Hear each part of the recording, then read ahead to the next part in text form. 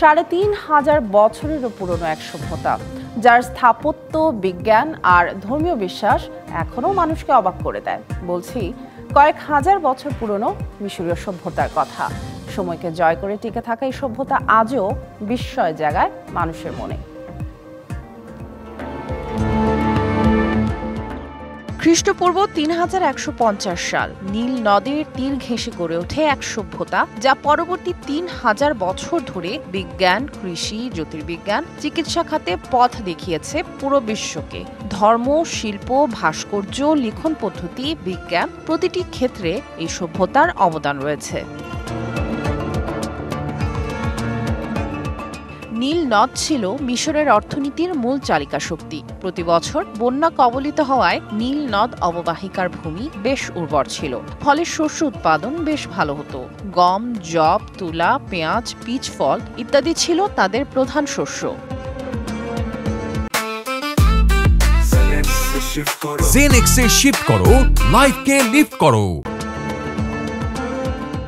ব্যবসা বাণিজ্যেও মিশরীয়রা এগিয়ে ছিল।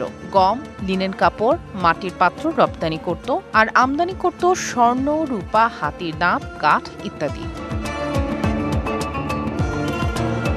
ফেরাউন বা মিশরের রাজারা ছিলেন দেবতার সমতুল্য। তাদের জন্য তৈরি হতো বিশাল সমাধি বা পিরামিড, যাতে জড়ানো থাকত হাজারো রহস্য। ৪,৫০০ বছর আগে তৈরি হয়েছিল পিরামিড, যা আজও বিশ্বে সপ্তাশ্চর্যের একটি।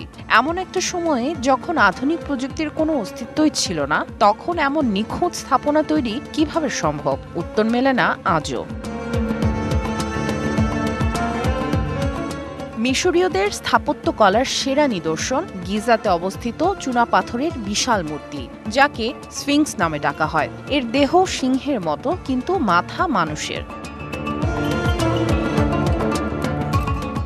বন্যার মৌসুমে যখন কৃষিকাজ বন্ধ থাকত, তখন শ্রমিকরা রাজকীয় প্রকল্পে কাজ করত। পিরামিড, মন্দির নির্মাণ ছাড়াও তারা গয়না, পাত্র, অস্ত্র এবং তামা ও ব্রোঞ্জের বিভিন্ন পণ্য তৈরি করত।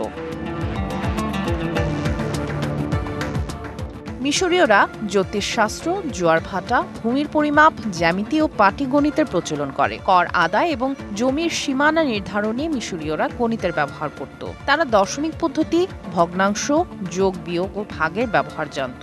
তাদের জ্যামিতি এবং স্থাপত্যের অসাধারণ দক্ষতার প্রমাণ পাওয়া যায় পিরামিডের স্থাপত্য শৈলীতে। সামিয়া জান্নাহ, ডিবিসি নিউজ ডেস্ক।